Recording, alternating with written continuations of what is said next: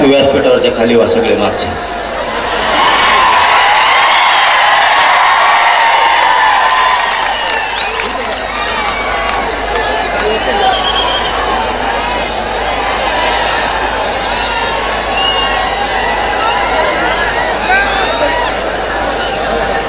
हिंदवी स्वराज्याचे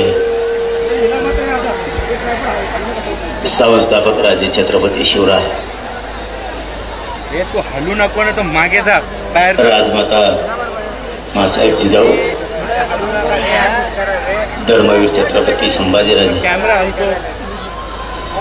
महाराष्ट्राची धाकटी पंढरी श्री क्षेत्र नगर नारायणगडाच्या चरणी त्रिवार नतमस्तक होतो. आपल्या नारायणगडाचे मठाधिपती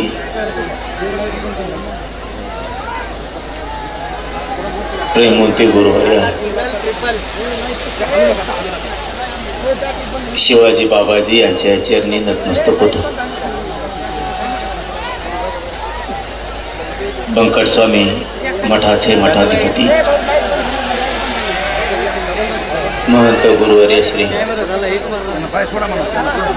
लक्ष्मणजी बाबा मेंगडे यांच्या चरणी नतमस्तक होतो.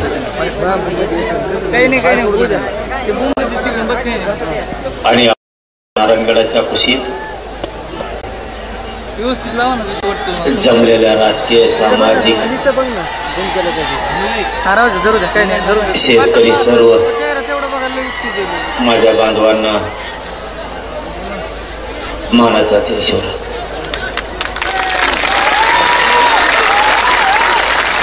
आणि विराट संख्येने जमलेल्या माझ्या तमाम मराठा बांधवांना माझ्या मानाचा ईश्वर.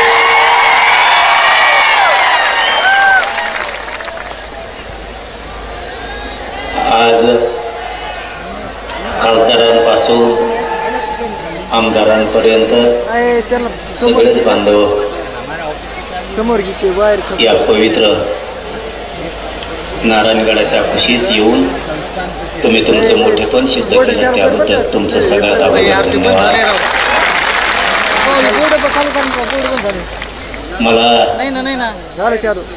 मायबापावर त्रास होतो बोला. आपला गड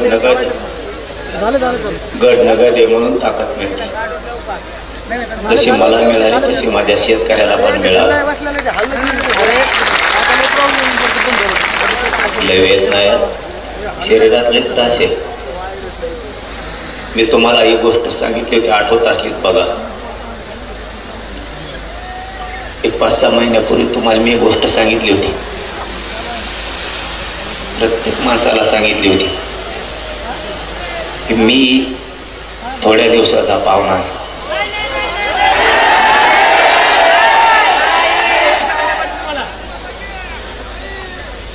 आणि आपण मुंबईला जायची हाक दिली, कारण मी एक गोष्ट तुम्हाला सांगितली होती, शेवटी शरीर हे काही सांगता येत नाही. माझ्या गरिबाच्या लेकराचं मला आयुष्याचं कल्याण करू द्या, मुंबईला चला. पूर्ण जम केले सर. मी आहे तोपर्यंत माझ्या समाजाच्या लेकराला आरक्षण दिलेलं मला बघायचं. माग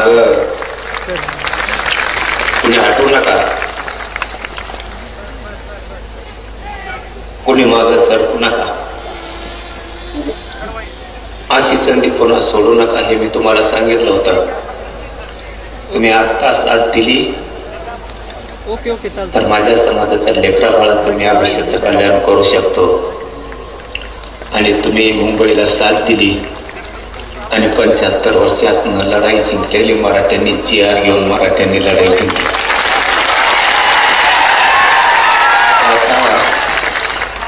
आता मला चिंता नाही. ओके ओके चालतं. मी आता थोड्या दिवसाचा पाहुणा असो किंवा लई दिवसाचा, मला त्याची चिंता राहिली नाही आता. कारण जे जीवनात येऊन जे सिद्ध करायचं होतं ते मी केलंय. तुम्ही पहिली प्रेम लावायची होती, मी 2-3 ह्याची गरीब बरं माझी करतो. गरीब मराठा समाज खूप होरपळत होता. तो होरपळताना बघवत नव्हता. मी कधी ओके ओके ओके करतो. नाटक केलं नाही. मी कधी समाजाला खोटं बोललो नाही. हा ओके चालतंय. एक गोष्ट कधी एखाद्या वेळेस 1-2 पावलं माग पुढं सरकवलं असं. ओके चालतंय. एखाद्या चूक झाली पण असं. ओके चालतंय. पण मला दिसत होतं ओके समाज लई तडफडतोय. लेकीवाडी हलू नका कॅमेरा. पोरं बाळ जर मोठे करायचे असले तर शेती बरोबर त्याला अडचणीचा आधार देणं गरजेचं. आणि तुम्ही हल्ले ना रात्र माझ्या समाजाचा हट्ट होता, इच्छा होती त्याच्या लेकरा बाळाला नोकरीपासून शिक्षणापासून लाभ राहायला लागू. त्याने केलेलं कष्ट त्याच्या डोळ्यात एकता. या 6 करोड मराठ्यांचे लेकर सुखी समाधानी राहावेत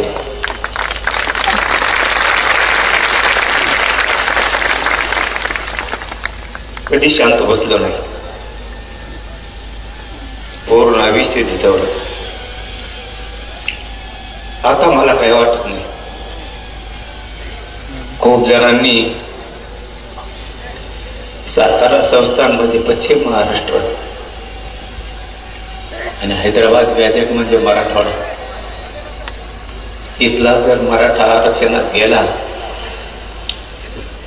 राज्यालाच नाही तर देशाला येडा टाकायची ताकद या मराठ्यात आहे म्हणून मिळू देत नव्हते.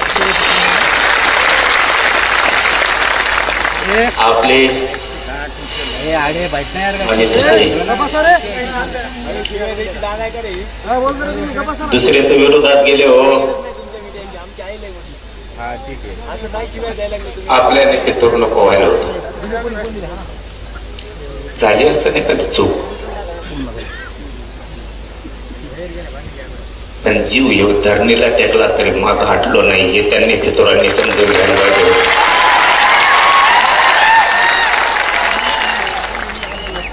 लढणारा मी आहे, लढणारा माझा समाज आहे. तुम्हाला ऐकून तुमच्या रक्ताशी गद्दारी करून जर मी मोठा झालो असतो मग तुम्ही फितुरी करायला पाहिजे होती.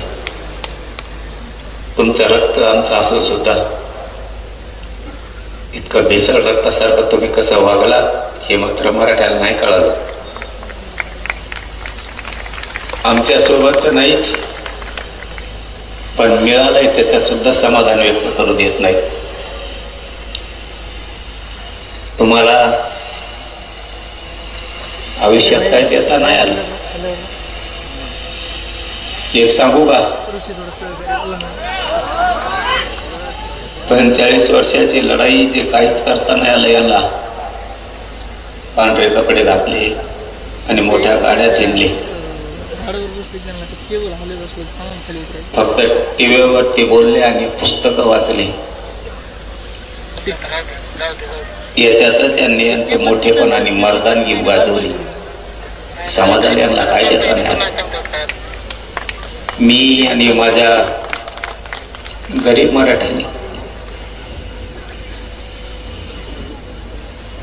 एका वर्षात 58 लाख लोकांना आरक्षण दिलं. 3 कोटी मराठी आरक्षणाला लागले. मी आणि माझ्या गरीब मराठ्यांनी पुढच्या वर्षात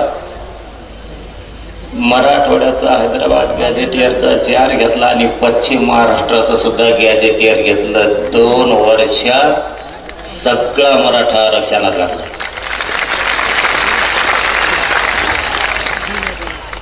आणि जे खरं सांगतो तुम्हाला, पटून घ्यायचा, पोरं आपल्याला मोठे करायचे, नाव ठेवणाऱ्याला लेकर बाळा नाही मोठे करायचे. आपले लेकर बाळा आपल्याला मोठे करायचे. जे मिळालंय ना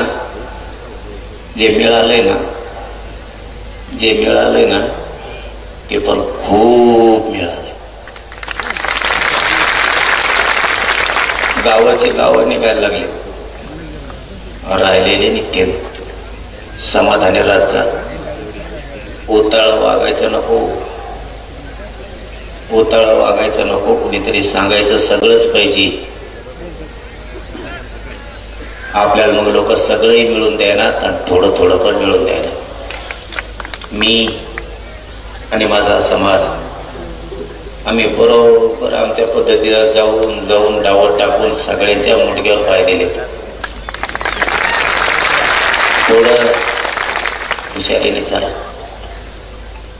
खाताना विचार करा गरम आहे का गार झाला.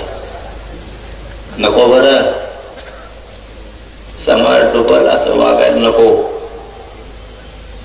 आपण दसरा मेळाव्याला जमतो, सभाला जमतो, आंतरवालीत जमतो, मुंबईत जमतो, मजा म्हणून नाही. सांगितलेला तुम्ही विचार सांगितलेला मी जपून ठेवायचा आणि मी सांगितलेला तुम्ही जपून ठेवायचा, तरच मोठे होत नाही तर काय अर्थ नाही. नुसतं आलो, बसला, इकडं तिकडं फिरला, झाडाखाली गेला, पुन्हा सभात येऊन बसला. मराठ्यांनी चतुर हुशार व्हायचं, टंगळ मंगळ बंद करायची, बावचाळ्यावनी वागायचं बंद करायचं,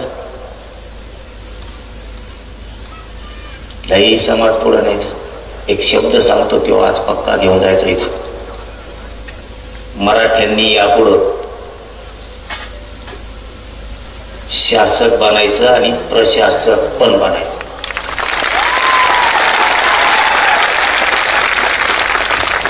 मराठ्यांनी डोकं लावून हुशारीनं शासक बना, प्रशासक बनवा. शासक जर बनला, कोणाला मागायची गरज नाही पडणार. शेतात काम करता करता, घरात काम करता करता, व्यवसाय करता करता, शेतीचं काम करताना, नोकऱ्या करताना शासक बनायच्या डोक्यात राहते.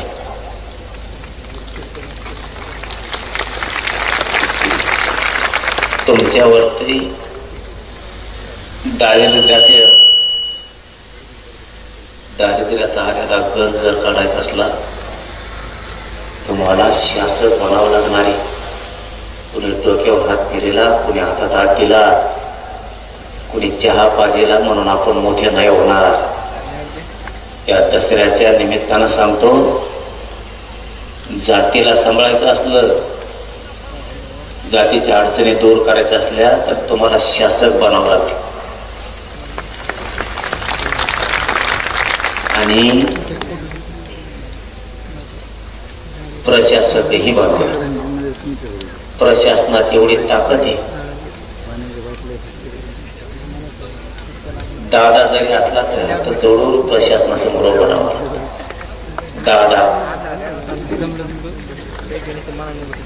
दादा त्याला प्रशासनापुढे हात जोडून उभा राहावं लागतं. राजकीय नेता असला तरी हात जोडून उभा राहावं लागतं. गुंडा असला तरी राहावं लागतं. 2-3 उदाहरणं सांगतो. तुम्ही जर PSI बनला, त्याला प्रशासन म्हणायचं. तुम्ही तहसीलदार, PSI, SP, कलेक्टर जर बनला, कसलाही दादा तुमच्या पुढं हात जोडून उभा राहील. कुठलाही नेता तुमच्या पुढं हात जोडून उभा राहील. समजून घ्या. आज दसऱ्याच्या निमित्तानं तुम्हाला काय सांगतोय, लेकरा बाळांसाठी ही आयुष्याची शिदुरी आहे. नुसते कष्ट करा, नुसतं पळा, एवढंच करू नका. तुमचं पोरग, तुमची पोरगी PSI झाली, तहसीलदार झाली, कलेक्टर झाली, SP झाली, मोठा वकील झाली, न्यायाधीश झाली, मोठा डॉक्टर झाली, मोठा इंजिनियर झाली, मोठमोठ्या त्याच्यात अधिकारी झाली. तुमचं पोरग पोरगी CIDत गेली, SITत गेली, SCBत गेलं. प्रत्येक क्षेत्रात जर आपलं लेकरं गेलं ना, तर या गरीब समाजाला बसायला आधार होईना. ऑफिस एखादं बसायला आधार. सगळे बोगस लोक जाऊन बसले तिथं, बोगस आरक्षण घेतलेले, बोगस.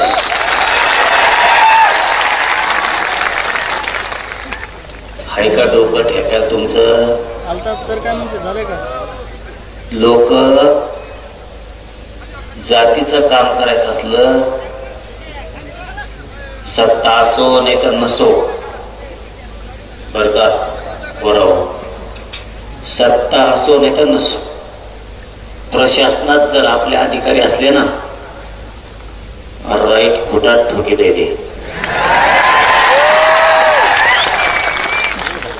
सत्ता असो नाही तर नसो. म्हणून आजपासून एक गोष्ट लक्षात ठेवा, आता आपल्याला प्रशासनात लोक घालायचे, खूप पोराने पोरी अधिकारी करायचे प्रत्येक क्षेत्रात. आणि दुसरं, तुम्ही शासक बना, कोणाला फोन लावायची गरजच नाही, लगेच काम. सगळे बसले त्यांचे, आपल्या घालतात दारात येडी. चूक तुमची आहे. कशी चूक आहे सांगू? सांगतो तुम्हाला चूक आहे तुमची. तुमच्या डोक्यातली दया माया जायना, तुमच्या डोक्यात किडे पडले, किडे. तुमच्या डोक्यातली दया माया जायना. एखाद्याने जर आपल्या जातीचा अपमान केला, बोलायचं काही व्हायना, पण मरूस तर त्याला झटका दाखी द्यायचा, मरूस तर.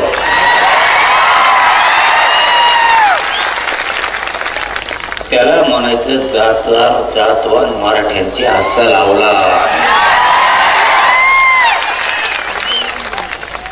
त्याला वाटलं पाहिजे संगत हिंडत आहे माय घालत.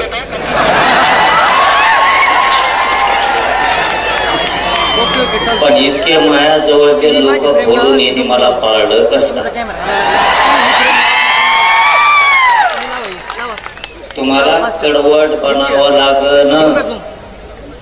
एक उदाहरण म्हणून सांगतो बाबा, मी बंद करतो थोड्या वेळात. आता बोलू का? शेतकऱ्याचा राहिला आणखी. नारायणगड देशातला ऐतिहासिक दसरा मेळावा असा आहे की त्याने शेतकऱ्यासाठी लढ्याचे निर्णय घेतले. ते पहिला दसरा मेळावा आहे.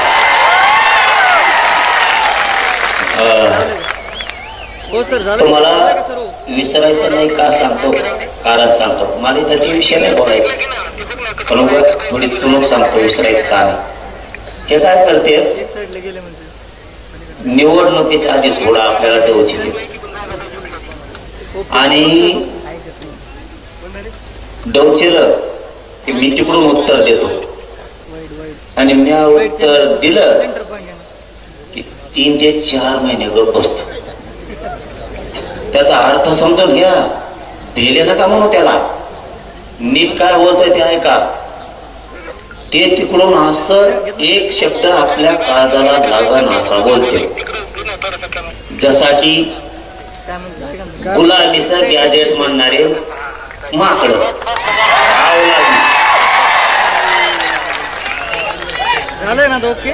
ज्या भिकार अवलादी गुलामीचं गॅजेट म्हणायचं आणि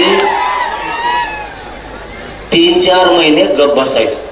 मी काय सांगतो नीट ऐका. ते एकटंच नाही, असे जे जे बोलते त्यांच्याबद्दल सांगतो.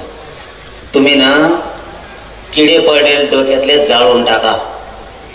देणठो जरा काय बर. आता मी सांगितलं मग त्याला उत्तर, आमचं गुलामीचं गॅजेट हे. मग इंग्रज काय तुमच्या घरात राहत होता का?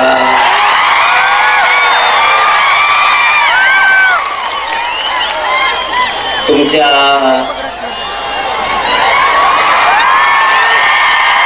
परिवारात नाही का? ऐका रे, ऐका ना, मी काय सांगतोय ते ऐका. अर्थाचे गैरअर्थ करते, त्यांच्या घरात राहतो का म्हणजे लगेच ते दुसराच अर्थ काढते. तसा अर्थ नाही मा, तसा अर्थ नाही. अर्थ नीट समजून घ्या. मी गडावडे, अर्थ नीट समजून घ्या. त्यांनी सांगितलं आमचं गुलामीचं गॅजेट हे.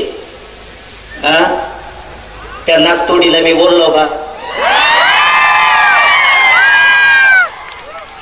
नाही बोललो.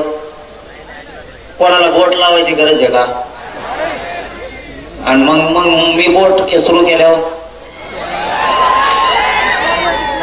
त्याच्यासाठी लोकांच्या लेकरा बाळाला तुच्छ लेखायचं नाही. तुम्हाला त्याचा अर्थ कळतो का? गुलामीचं गॅजेट आपल्याला लागू केलं म्हणजे गॅजेट गुलामीचं होतं, म्हणजे आपले लेकर सुद्धा गुलाम समजता खरे हराम करो तुम्ही.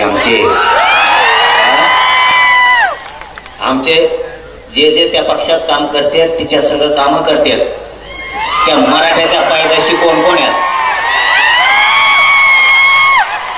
हे मराठ्याच्या पायदाशी हो, तुमची खास पैदाश आहे ना तुमची. तर तुमच्या पोराला, तुमच्या जातीला गुलामीची अवलाद म्हणलंय. करतो का प्रचार? झक माऱ्या. अरे 10-5 लाखाच्या कामासाठी कवरसाठी तुरे स्वाभिमान जागा ठेवले. तो जातीला घाण बोललं गेलं, घाण. तुझ्या जे जे तिथं त्या पक्षात तिच्या सोबत काम करतात त्यांच्यासाठी सांगतोय. खास तुमची अवलाद जर मराठीची असली ना आता, तर तुमच्या मराठ्याच्या लेकराला गुलाम म्हणलंय, गुलाम. मग आपली जर गुलामीची पैदाश आहे असं जर त्यांचं म्हणणं आहे, तर मराठ्यांनी तिथं कशाला झक मारायला काम करता? तुमचा स्वाभिमान जागा हो द्या ना. अरे गेलं राजकीय करिअर खड्ड्यात, गेलं 10-5 रुपयाचं काम काढी लावीत. असं जातवान मिशा पिढी नराची अवलाद आहे. कशाला कोणाच्या पायाखाली काम करता? पायाचा ठोन. आता त्यांनी काय सांगितलं? गुलामीचं गॅजेट कशाला लागू करता? मोगाचा प्रश्न अर्धवट राहिला, तुम्ही तिसरं जोडीता म्हणून सांगतो. मग आता आमचं गुलामीचं गॅजेट हे निजामचं. बर ठीक. मग इंग्रज काय तुमच्या परिवारात राहत होता का घरात राहत होता? त्याचं कारण काय? तुमचा परिवारातला आहे का त्यो? निजाम आमच्या परिवारातला नाही म्हणून गुलामीच. मग आता इंग्रज हे तुमच्या परिवारातला आहे का म्हणून 1931ची जनगणना घेतली, तुम्ही त्याच्या जीवावर आरक्षण घेतलं. तुम्हाला त्यानेच आरक्षण दिलं इंग्रजाच्या जनगणनेनं. इंग्रजाच्या जनगणनेनं आरक्षण दिले तुम्हाला. मग तुम्ही कोण असं आम्ही म्हणायचं का? म्हणलो नाही, म्हणलो नाही. आपण तुमच्यासारखे बिघडलेल्या रक्ताचे नाही. म्हणलो नाही, म्हणणार नाही. म्हणायचं का असं म्हणलो. तुम्ही डायरेक्ट म्हणले आम्हाला, पण आम्ही म्हणायचं का म्हणलो. बर, याच्या पुढे जाऊन आम्ही असं म्हणलो का की बाबा आमचं गुलामीचं गॅजेट हे.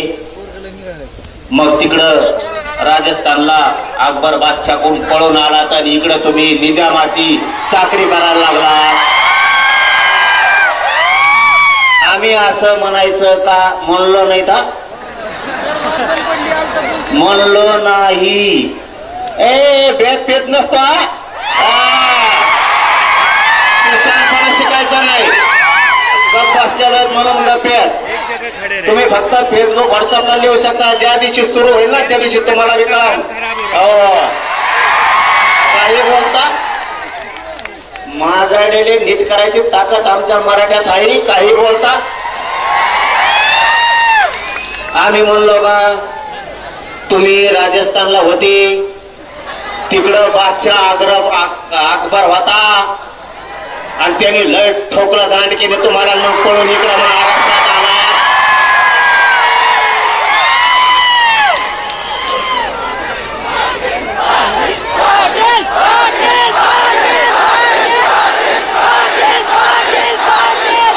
आणि मग तुम्ही निजामाच्या जाणारा संभळणाऱ्या बनलात. व्यापारी म्हणून आला तर राज्यकर्ते म्हणलात चला व्हा घरी. आम्ही असं म्हणायचं का म्हणलो नाही. अरे ग बाई लय बोलतोय तर सगळ्याला मापात राहावा. याच्यासाठी झक मारायला मराठ्याने तुम्हाला 30 वर्ष निवडून नाही दिलं. याच्यासाठी निवडून दिलं होय 30 वर्ष. तुम्ही असे पान उतारे करू आमच्या अवलादीचे. आणि आता काय करणार हे सांगतो तुम्हाला नीट ऐका. आता मी म्हणलो ते म्हणले निजामाचं गॅजेट हे निजामाचं गॅजेट गुलामीचं ते म्हणे गुलामीचं गॅजेट आहे. मी सांगितलं तुमचं सुद्धा इंग्रजाच आहे तेव्हा गुलामीच होती. तेव्हा कुठं स्वातंत्र्य होतं असं बोललो. आता तेवढं काळजावर पान हल्लं बरं का आपल्या. तुम्हाला डोके किडे जे पडले म्हणून तुमच्या डोक्यात ते सांगायलो ते किडे मारून टाका लवकर. किडे तुमच्या डोक्यातले हे काय करते हळू जिवारी वार करतात आपल्या. आणि मी बोललो का 2-3 महिने गप बसते. आपल्या लोकांना काय वाटतं माहितीये का जाऊ दे रे चुकलं असं काय होतं बोलतानी आता नाही बोलणार इथून पुढं. अरे हे बदलणारच नाही. त्याच्यामुळं दया माया थोडी कमी करा. जे ज्याला मराठ्याचं तिकडून उभा राहील खप पाडायचे. तेव्हा ह्या आपल्या बी जाती नीट राख्या. तेव्हा आपले बी नीट वागते. तेव्हा हे हुजरीगिरी करायचं बंद करते. आणि जेव्हा आपण पाडायला सुरू करतो ना तेव्हा ते मराठ्या सगळं नीट वागायला सुरू करते. कळालं डाव ते आपल्याशी. अरे आपल्या लेकरा बाळाला डायरेक्ट म्हणले राव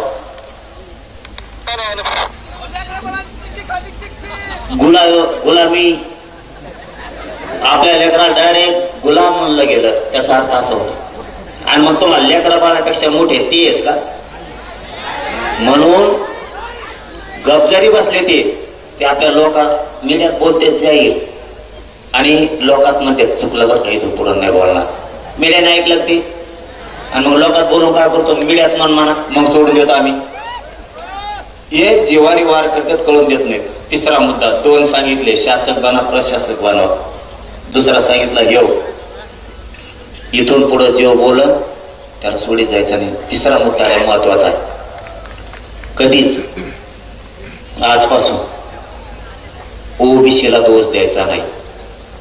बघा डोक्यात उजाड पाडून घ्या. आपण काय करतो एक जरी नेता बोलला तरी आपण म्हणतो ओबीसीचे नेते घाणे. ओबीसीचे नेते नाही याच्यात ओबीसीचा काही संबंध नाही. समजा माळ्याचा सगळा दोष आहे का काही सगळ्या माळ्याचा दोष आहे का ते छड्या भाव चाळ्याला जावण्याचं.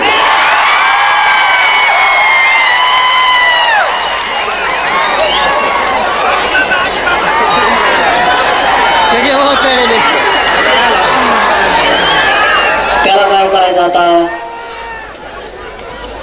त्याला म्हशीवणी थोडे दिवस पाण्यात बांधायचं. त्याला मी बांधितो थांबा तो मला नीट होऊन रे मी नीट व्हायणार रे. शरीर मला साथ द्यायला नाही तर यांचा तुमचा काढायला मेले पक्का आहे. लावले का नाही 150 पावणे 200 कामाला लावले का नाही रे नुसते तज्ञाला घेऊन बसत येत. याला काय झालं त्याला काय झालं, ते कसं काय बसलं हे कसं काय बसलं, कुळातच कम घेतले बिगर कुळाचे कम घेतले, सगळं गॅजेटच कम लावलं, मग मराठीत आत गेले. आत नाही जातात का बाहेर तरी कवर तो होय ना बाहेर तो. आता इथून पुढं ज्या जातीचा माणूस बोलल त्याला ओबीसीचा नेता नाही म्हणायचा. येथून पुढं एक ध्यानात घ्यायचा घडवून जाणाऱ्या प्रत्येक महाराष्ट्रातल्या माणसाने ओबीसीचा नेता बोलला ते काय करताय चाभऱ्यापणा ह्या तशी आपल्या डोक्यात आले. आमच्या ओबीसीवर अन्याय होतो मग आपण सगळ्या ओबीसीला बोलवतो का नाही. ओबीसीवर अन्याय नाही, याचे लाभार्थी थोडी जात आणि ह्यो दोनच धरून मागा लागा जायचं. ओबीसी पुढं बोलायचं नाही. समजा उदाहरणार्थ इथून पुढं आता इथून पुढं लक्षात ठेवा, समजा आता थोड्या माळी आणि थोड्या माळ्याचा नेता छगन भुजबळ, बाकीच्या नेत्याने काही केलं, बाकीच्या माळ्याने काही केलं का आपलं उगाच उगाच सगळ्यांची गिरतो आपण. छगन भुजबळ आणि त्याचे लाभार्थी माळी तेवढीच जात, बाकीच्या माळी आपली. धनगराचा नेता आपल्या विरोधात बोलला, धनगराचा नेता आपल्या विरोधात बोलला. समजत आहे तुम्हाला मी काय बोलतोय. धनगराचा नेता आपल्या विरोधात बोलला, सगळ्या धनगराचा समान नाही. ते थोडं ते 10-5 त्याचे धनगराचे लाभार्थी आणि त्यो बाकीच्या धनगराला देणं घेणं नाही. त्यामुळे इथून पुढे त्यो जातीचा बोलल ना त्याला त्याच्या जातीत तोलायचा, आता ओबीसीत तोलायचं नाही.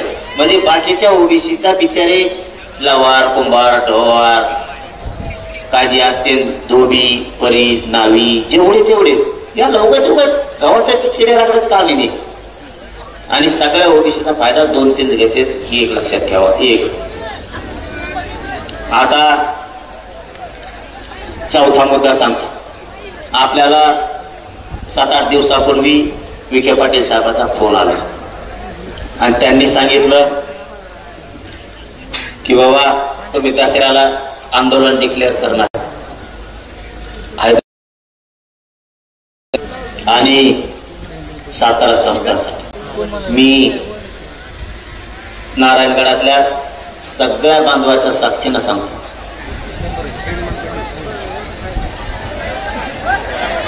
काय रे खाली बसा, खाली बसा.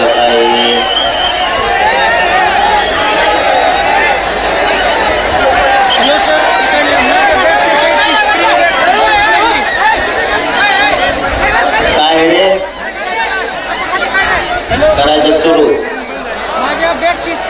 शांततेनं ऐका. एक 15-20 मिनिटात सगळं उरकून घेऊ आपण. 15-20 मिनिटात सगळं उरकून घेऊ. शांत राहा. लय महत्वाचे विषय. आणि मग विखे पाटील साहेबांचा फोन आला.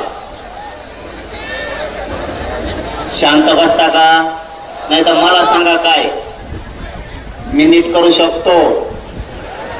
आणि दुसऱ्याचा जर असला तर घरात जाऊन नीट करू शकतो. माया नादी लागायचं नाही. तुम्ही 12चे तर आम्ही 14चे. त्याच्या भानगडीत पडायचं नाही. शांत राहून द्यायचं.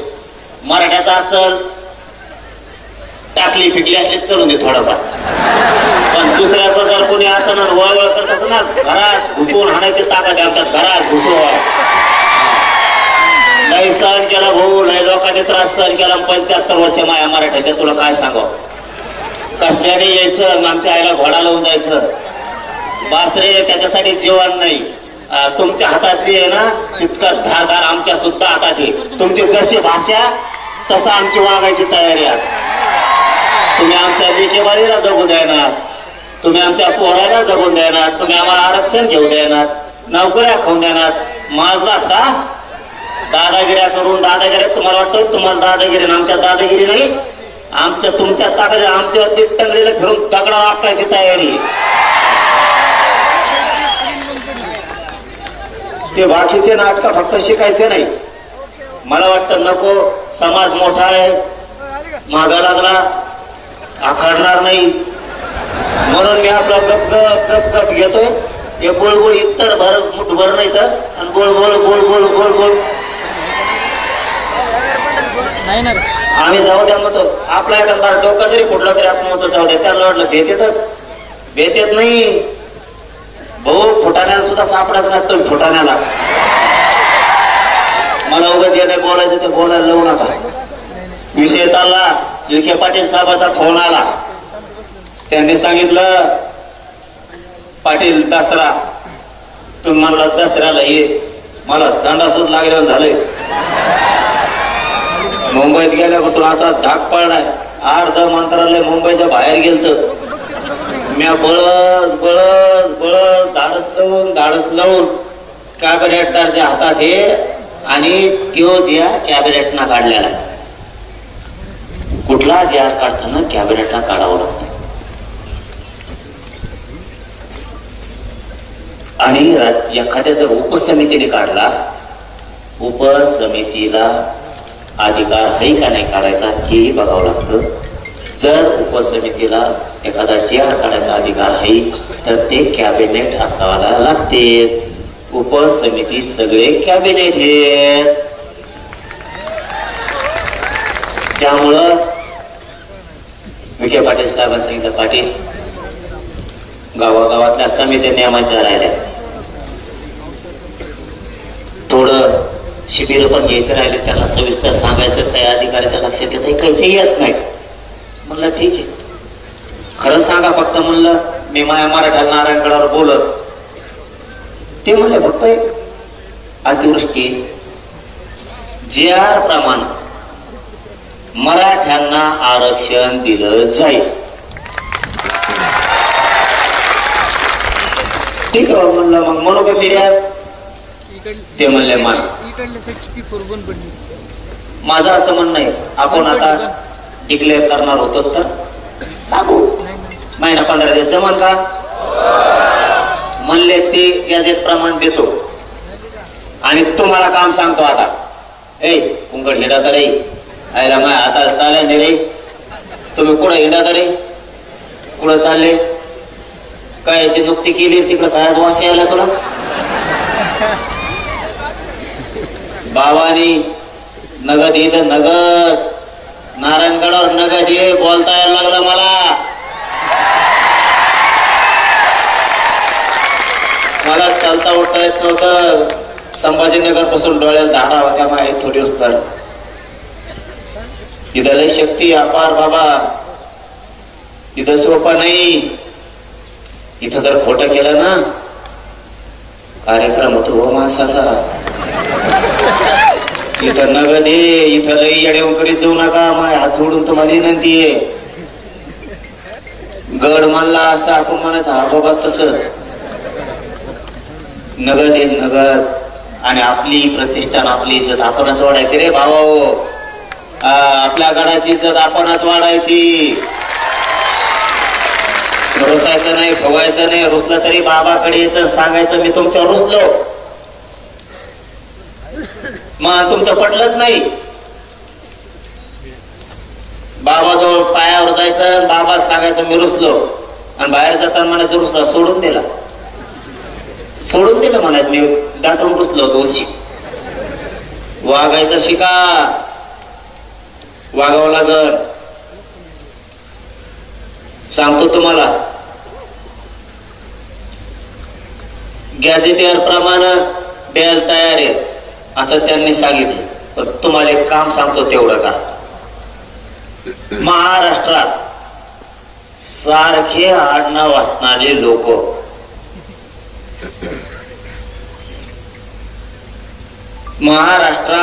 सारखं आडनाव असणारे लोक म्हणजे महाराष्ट्रात तुमच्या आडनावासारखं कोणाकडेही कुणबी प्रमाणपत्र जर निघालं असलं तर त्याचं शपथपत्र घेऊन मराठवाड्यातल्या लोकांनी अर्ज दाखल करा. नुसतं बोंबलू नका. आरक्षण नाही काम करा. पुन्हा एकदा सांगतो, नीट देण द्या. ए मागचे काय बोलबोल करता रे, हालू नका. काय उपयोग मुंबईत जाऊ? काय बाया बाया मुंबईला तुमचं आता काय सांगावं तुम्हाला.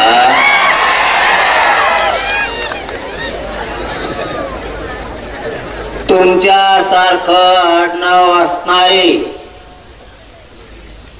ज्याच्याकडे कुणबी प्रमाणपत्र असेल त्याला फोन करा आणि विचारा तो कुणबी प्रमाणपत्र निघालं का, तो मग आडनाव सारखंच आहे.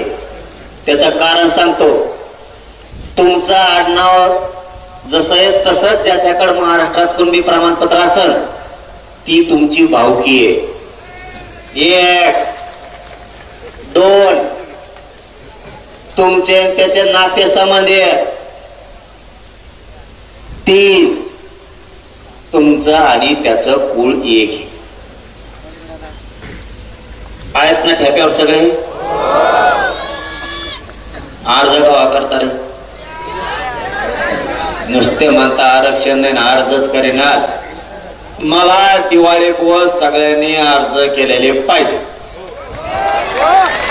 आणि जर त्यांनी नाही दिलं तुम्ही अंतरवली द्या. सांगा इथं माया आडनावासारख्या माणसाचं प्रमाणपत्र होतं, त्याच्या नामची भावकी आहे, त्याचं नामचं कुळ आहे, त्याचं नाते संबंधित पण अधिकाऱ्यांनी दिलं नाही.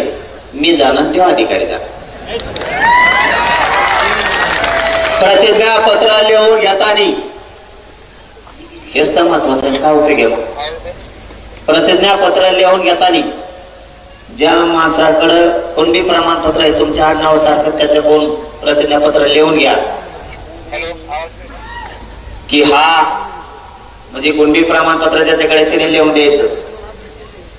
हा माझा भावकीतला आहे, हा माझ्या कुळातला आहे, हा माझ्या नाते संबंधातील आहे. याला शिक्षणासाठी, नोकरीसाठी, शासकीय योजनेसाठी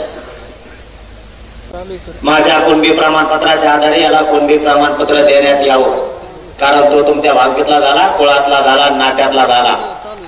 चांगलं आणखीन दुसरा कोणाकोण विचारून सुद्धा प्रतिज्ञापत्र चांगलं करून घ्यायचं आणि अर्ज सादर करायचे. स्थानिक चौकशी अहवाल प्रत्येक सेतू केंद्रावर. गरीब लोक समजून घ्या, गरीबाला काय करावं कळाना. स्थानिक चौकशी अहवाल म्हणून एक अर्ज आहे सेतू केंद्रावर, तो काढून आणायचा. त्याच्यावर जे कागदपत्र आहेत ते सगळे कागदपत्र जमा करायचे. ते कागद घेऊन तहसीलदारकडे जायचं आणि तहसीलदारला सांगायचं महा कुणबी जात प्रमाणपत्र निघण्याचा अर्ज भरून घे. तो म्हणून कागदपत्र आधी अर्ज देतो आणि कागदपत्र घेऊन ये. त्या म्हणायचं अर्ज देतो नाही, कागदपत्र घेऊन आलोय, अर्ज भरून घे आणि प्रमाणपत्र दी. कळाला आता मोकळं. आता हे मुद्दा क्लिअर झाला. आता राहिला मुद्दा शेतकऱ्याचा.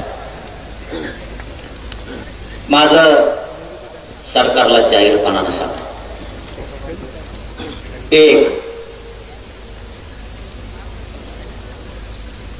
मराठवाड्यात आणि मराठवाड्याच्या लगतच्या जिल्ह्यात ओला दुष्काळ जाहीर करा.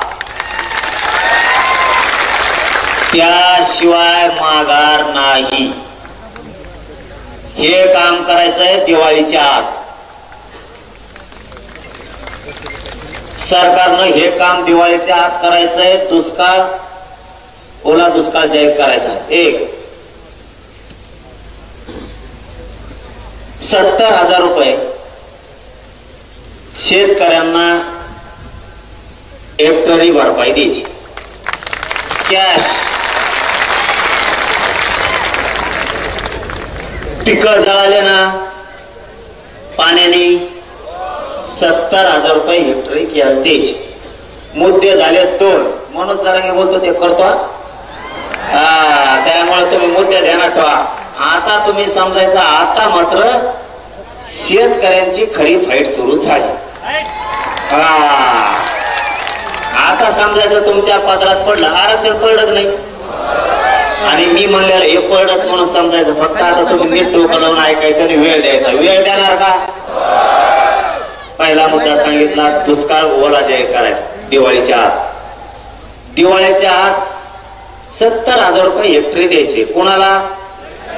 शेतकऱ्याला पण सरसकट. कोणाला? ज्यांचे शेत वाहून गेले नाही त्यांना.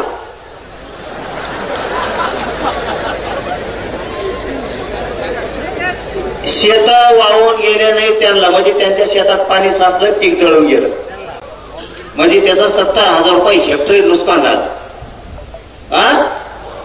आता राहिला दुसरा, ज्याच्या नदीच्या शेजारचे वावर होऊन गेले आणि पीक होऊन गेलं, त्याला 1,30,000 रुपये भरपाई द्यायची.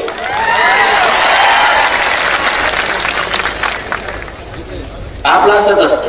तज्ञ नाही ना, अभ्यासक नाही, कोण नाही. त्या अभ्यासक भांगार सगळ्या दुरायचे कुंकड काही सांगायचं आपल्या हिशोबाने बरं गरीबाला मिळत.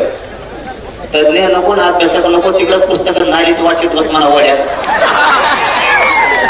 ज्याचं शेत वाहून गेलं आणि पीक पण त्याच्या बरोबर गेलं, त्याला 1,30,000 रुपये द्यायचे. हे झाले 2 काम. आणि तिसरं काम, ज्याचे जनावर वाहून गेले, ज्याचा कांदा वाहून गेला, ज्याची सोयाबीन वाहून गेली, ज्याची बाजरीचे खळे होणार होते वाहून गेले, त्याचे सोनं वाहून गेलं, त्याचं धान्य वाहून गेलं, यांना शेतकरी सांगल तसा पंचनामा करून 100% भरपाई द्यायची. म्हणजे घर पडलं, शेळ्या वाहून गेल्या, जनावर वाहून गेले, म्हशी वाहून गेल्या, काहींचे कांदे वाहून गेले, काहींचे बाजऱ्या काढल्या होत्या ते वाहून गेल्या, काहींचे सोयाबीन काढून ठेवलं होतं ते वाहून गेलं, काहींचं सोनं गेलं, घरातल्या भांडे वासनं गेले, मोटरी गेल्या, पाईप गेले, कोठा वाहून गेला, काहींचे भितळ घर वाहून गेले, काहींच्या नळ्या वाहून गेल्या, काहींची सौर ऊर्जा वाहून गेली. जेवढं वाहून गेलं तितके पैसे एवढे द्यायचे. हे झाले 3. हे झाले 3. आता चौथं, शेतकऱ्याचे 15 रुपये कापायचे ठरले ऊसाचे. अजिबात 1 रुपया सुद्धा कापायचा नाही. 20,000 पगार आहे, त्याचा 1/4 हिस्सा कापा, 5,000. ज्याला 1 लाख आहे त्याचे 25,000 कापा. ज्याला 2 लाख आहे त्याचे 50,000 कापा. 1/4 हिस्सा कापायचा. त्याला काही गोमीचा पायलंगडा होणार आहे का? पगार फुकटात. हे वावर कुठंतरी हडपिलेला असेल, नोकरी म्हणल्यावर कुठंतरी आम्हाला तिकडं सापडलेला असेल, त्याच्यामुळं हे कापा. कमीत कमी 4-5 लाख अधिकारी असतील नोकऱ्यावाले सगळे. 10 लाख. या 10 लाखातच जवळपास 1,000 कोटी रुपये जमा होते. हे प्रत्येक राजकीय पक्षाकडे हे करायचा. सरकारला सांगतो, मुख्यमंत्र्याला सांगतो, हो ते पैसे कापायचे नाही, ते नोकऱ्यावाल्याचे पुरेचे पैसे कापा. टोटल 1,000 रुपये ठेवू नका, त्याचे 1/4 हिस्सा कापून टाका, शेतकऱ्याला वाटा. इकडे शेतकऱ्यात कुठं का आणतो, त्याचे 5-8 खायची येळ आली, तू कुठं खातो रे? ते जमणार नाही. 1 एकर भर ऊस लावायचा, त्याच्यात तुला 15 रुपये द्यायला, तू जर काढी लागली काय तिकडे? आणि तो पोराचा टायरच 1 लाखाचं आहे गाडीच. ही केवढं ती गाडी? दुसरा मुद्दा, एका पक्षाकडे 1,000 लोक आहेत मराठ्यावर. निवडणुकीच्या दिवशी म्हणतात 500 कोटी दिने देतोय, कंपनी बंद पाडी. आता रोग आला का सरकारला? जेवढे व्यावसायिक उद्योगपती येत, राजकीय लोक येत, खासदार आमदार येत, मंत्री येत, यांच्याकडे प्रॉपर्ट्या 1,000 कोटीच्या आहेत ना. 1 एकर ऊसावाल्याचे 15 रुपये कापी तू कशाला? आता देवेंद्र फडणवीसची प्रॉपर्टी कमी असेल का? कापीवर अर्धी दान शेतकऱ्याला. अजित पवारची कमी आहे का? अजित पवार तिकडे काढी लागली का? त्याचे कापे हो. शिंदे साहेबाकडे काही रोग आलाय का? त्यांची कापे हो प्रॉपर्टी. उद्धव ठाकरेकडे काही कमी पडलं का? त्यांचं कापे हो. शरद पवारकडे कुणी काढीत लागली का? त्यांची कापे हो. काँग्रेसचे येत नाना पटोले, सोनिया गांधी, इंदिरा गांधी, तो कोणता का लाल भडक गांधी, एक दुसरा कोणता आहे तो त्याची का त्यो यांच्या प्रॉपर्ट्या कमी आहेत का? हा ते आंबाडी त्याचं तेल मीठ बंद करा ना, सगळं त्याचे पंप येत. त्याला म्हणा एक दिवस तुला जे रिलायन्स पंपाचा व्यवसाय येतो एका दिवसाचा, एका पंपावर 3 शेतकऱ्याला ऊस कुठं कापतो तिकडं आमचा फेसकोट पडे पाणी हळूहळू उसळा ना, आमचं कुठं कापतो गाठ पाण्याला तिकडं लय मोठं उतारा ना. राज ठाकरेकडे काही कमी आहे का? त्याच्या सगळ्या ट्रॅव्हल चालायला कापव त्याच्या. नारायण राणेकडे काही तडपड असलं त्याला दी ऊसाचे पाताटाचे त्याचे मुलगी. मग विलेंकडे येतं, मोहिते घराणे येतं, निंबाळकर घराणे, चव्हाण घराणे, देशमुख घराणे येतं. त्या सगळ्या 2-4 पोते भरून द्या पैशाची. त्याची काडी लागली असती पुढे तर त्यात जाऊन नसलं तर इकडे निजामी गॅजेट म्हणणारे यांच्याकडे काही असले तर बघा, बोलायला तर लय उतू येतं तोंड तवाच. इकडे दे म्हणा थोडे. आणखी कोण कोण असले तर ते वगळटी वार एक तो काँग्रेसचा, त्याच्याकडे काही असले तर बघा. ते 56 पुळे त्याच्याकडे काही पैसे असते, त्यांनी ते कुठ्याची कंपनी तर बंद पाडली. 200 कोटी दिले नाही म्हणून त्याला निवडणुकीला. असे करा ना गोळा. अंबानी कोण करा, टाटा कोण करा, त्यो आणखी कोण कोण ते नाही का टपुरा कोण आहे ते शिंदे साहेबाचे आमदार पळून घेऊन गेले ते टपुर.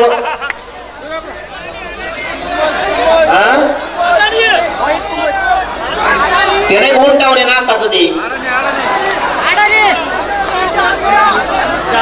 कंबोडा कंबोडा काय नाव कुंकोण आल्यात पाहिजे त्याच्याकडे मार माझा पैसा आहे काढा नाही. कंबोडा का काय कोण कानून शिंदे साहेबाची सीट घेऊन पळून गेला कंबोडा. पुरं विमानात बसतो तर काटाच्या बाहेर आलं इतकं उच्च. हे आमच्या शेतकऱ्याला लुटूस तर ह्या किती कंपन्या आता टाटा आहे ते लय येतं, आता बजाजवाले येतं, आणखी मारण्याचे आलेत ना त्यांचे कोण घ्या ना. हे जमतं का निवडणुकीच्या टायमाला पैसे घ्यायला उद्योगपती खूप हिऱ्याचे माणिक मोत्याचे व्यापारी येतं, आमचे जैन मारणी येतं. मस्त होता आला ते हमेशा हमेशा कवा शिराज वाटत लोकांना एवढा पैसे वाटा म्हणा. आओ पटेल आओ पटेल आओ पटेल पटेल गेला उधार घ्यायला झाक मारायला. पाटील या पाटला दिला 5-5 जणांना उधार घेऊन बोकांडी टाकलं त्या मारण्याने आमच्या याचा सगळं 3 रुपये शेकडा. आपला म्हणतो तू 5 होता रे 3 दिला 3 दिले तो थोबाड हाणलं पाहिजे 3 दिले 3 दिले. तुम्ही कवा डोकं सुधारणार आहे तुमचं कवा नाही. आता त्यो एक तो मुसलमानात हिरो कोणता आहे ती टीव्ही नाही घेतो ते नंबर 1 ला आला पैशाला तर जगात शाहरुख खान. शाहरुख खान हा तो देशात नंबरला 1 ला आला ते म्हणा इकडे जरा. हा हे नाही का जमत मुख्यमंत्र्याला इतके हिरो येत यांच्या गाड्या लोक सांगत आहेत या काय म्हणजे 12-12 कोटीची गाडी. आपण लोकांच्या गाडीत बसलो तर ते मध्ये त्याने आलिशान गाडी घेतली तो तुतार आणला पाहिजे आलिशान घेतली त्याच्या गाडीत बसून आला मला आलिशान गाडी घेतली करायची त्याच्या डिझेलला टाकलं मला पैपेवा लागला रिक्षा. यांच्याकडे जर इतकं आहे हे समजून घ्या ही विनोद नाहीये. इतके मोठमोठे लोक त्यांजवळ कंपन्यात यांच्याकडून सगळे पैसे वसूल करा. 1000 लोक सगळ्या पक्षाकडे 1000 लोक 1-1 कोटी घेतले तर 1000 कोटी रुपये जमा होते एका दिवसात.